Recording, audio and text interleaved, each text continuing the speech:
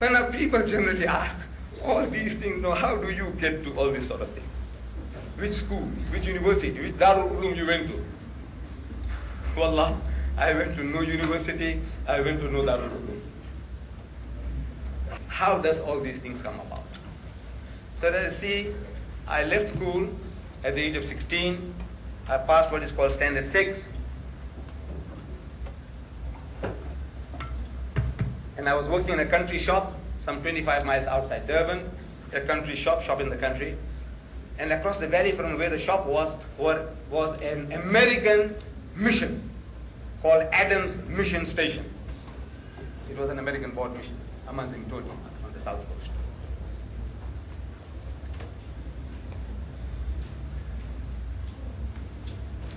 At this mission, the missionaries were being trained in comparative religion. And whatever they learned, they practiced on us in the shop.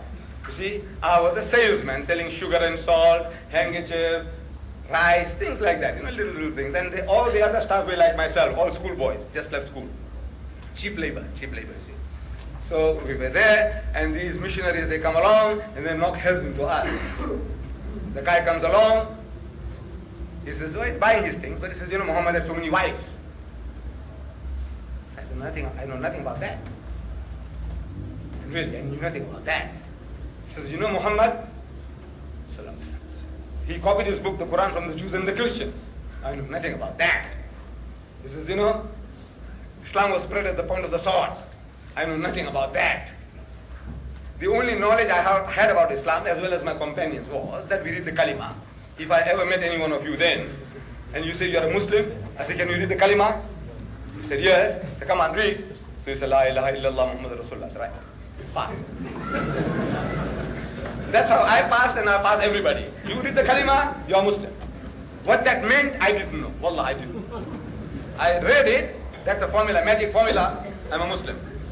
I knew the way my father prayed, I prayed. The way he made wudu, I make wudu. The way he fasted, I fasted. I knew all that. But what about Islam? I knew nothing. What should I lie to you? And this is my people. This is what we were. We knew nothing. We were Muslims, we read the Kalima. So these people are making life miserable for us. They didn't know that they were creating a monster for themselves. That they didn't know. See? If they only knew, they'd regret the day. Say, why did we touch this guy? Should have left him alone.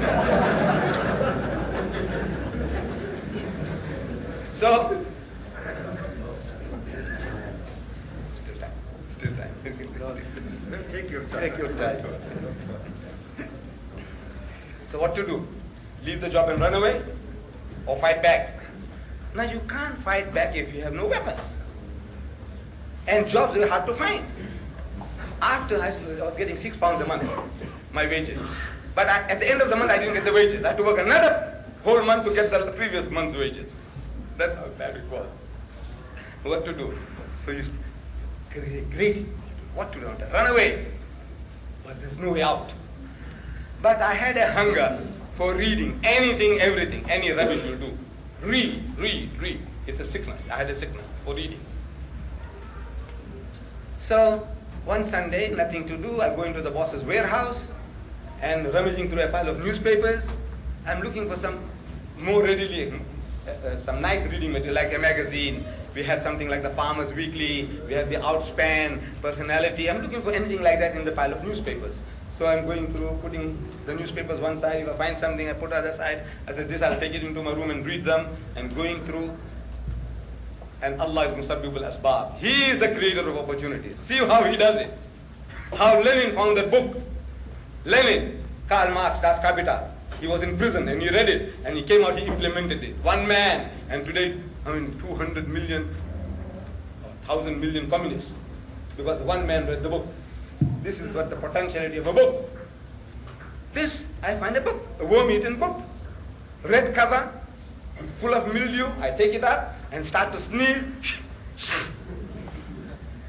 The book, it says, Izharul Haq. IZHARULHAQ. Izharul Haq. Sounds like Muslim. Izharul Haq. That's I have no knowledge about these things. Izharul Haq. Izharul Haq. It doesn't sound English, does it? No, to my mind, it is I-Z-H-A-R-U-L. Izharul H-A-Q. Izharul Haq. What is Izharul Haq? So I see in bracket, in small writing, it says the truth revealed. So I said, maybe that means this. Let's see. So I open the book. And it is a book about the British conquest of India. My country.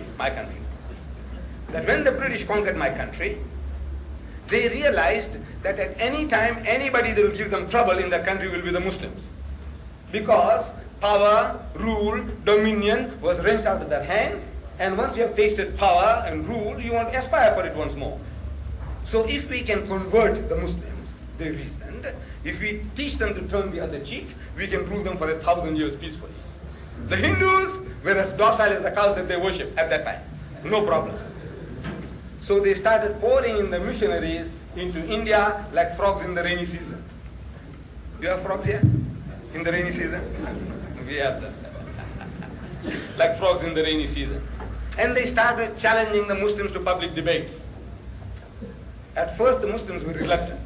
You know, these are our rulers, and if we talk too much, if we argue too hard, they might send us to Kala Pani, those black waters in the Andaman Islands. Who wants to go there?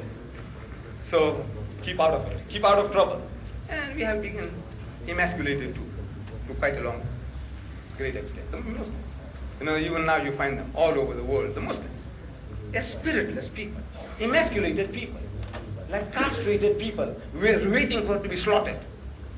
This is the spirit of the Muslim. Any little thing the Muslim does, the Muslim gets terrified. I took out the pamphlet about the Pope and the Muslim gets terrified. Muslim, not the Christian, the Muslim gets terrified. Something has gone wrong with us. But that militancy has gone out of us. So it says, emasculate the Muslim, teach them to turn the other cheek, problem is solved. So now they come into India challenging the Muslims, and the Muslims don't want to debate, so they master our language. So in your language. First the excuse was that we don't know English. So right, it says in your language. And this is the beauty, the greatness of the Westerner. Wherever he goes, he learns the language of the native. Within 3 months, he masters your language and he speaks to you in your language. The Muslim hasn't got that. He comes to South Africa, to Natal, he learns Zulu in 3 months. He speaks to the Zulu in Zulu. He goes to Indonesia, he learns Indonesian. He goes to Arab countries, he learns Arabic. Wherever he goes, he masters your language.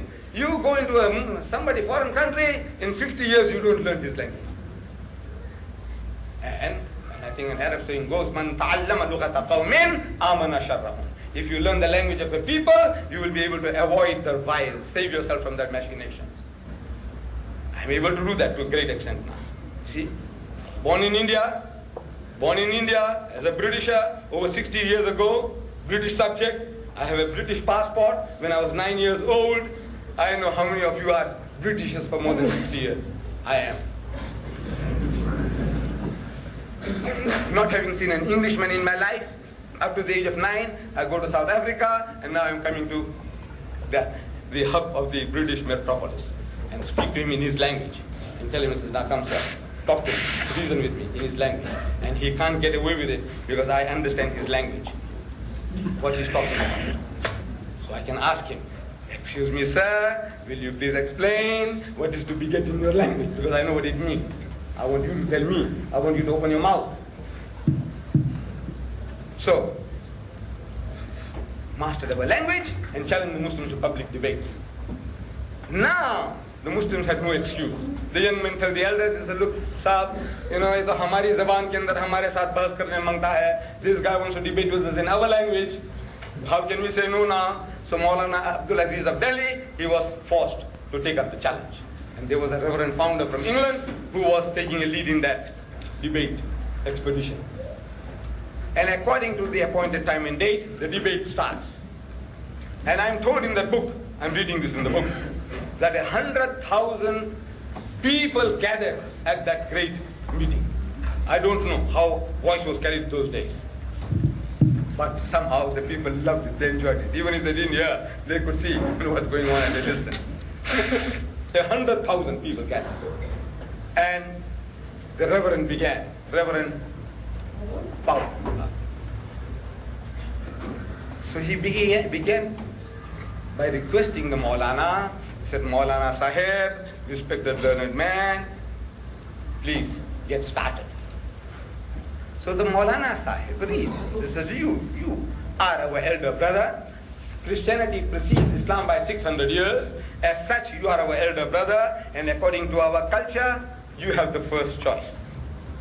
Secondly, you are our guest. No doubt an unwelcome guest, but a guest at that. So as such, according to our culture, you have the first preference. So the Reverend was forced to begin. And he began with a question. He says, Maulana Sahib, in Urdu, where is your Prophet Muhammad now? Your Prophet, where is he now? So the Maulana thought for a moment, and he said, he is in Jannatul Firdaus with Allah subhanahu wa ta'ala. He is in blessed heaven with God Almighty. Out of that answer came the second question. He said, all right. You say he was in heaven. He's in heaven. Where was he when his grandson Hussein was martyred at Karbala? Where was he then? So again the Maulana thought for a moment, and he replied, he was still in Jannatul Firdaus with Allah subhanahu wa ta'ala, in blessed heaven with God. Where was he then? So again the Maulana responds that he was in Jannatul Firdaus with Allah subhanahu wa ta'ala. Out of that answer came the third question. He said, all right.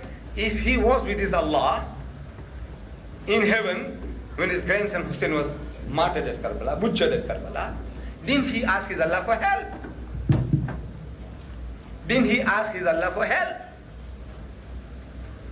So there was a long pause. And the Reverend started beating his feet. He said, come on. Didn't he ask his Allah for help? If you have a big brother like this, and if somebody comes bullying me, haven't I got the right to say, brother, come, please. Save me. Didn't he ask Allah for help? So after a long pause, the Maulana says, yes, he did. They said, what did he say? What did Allah say? Because we know he wasn't saved. And there was an inordinate pause. So the priest started beating his feet once more again. Come on. So the Maulana and the people felt the battle is gone. Battle is lost. Maulana ne humko mara diya. Khalas, this finishes that. Come on. So the Maulana said, Allah began to cry. So what? Allah cried? He said, yes, Allah cried. He said, I couldn't save my own son, Jesus. How can I save your grandson?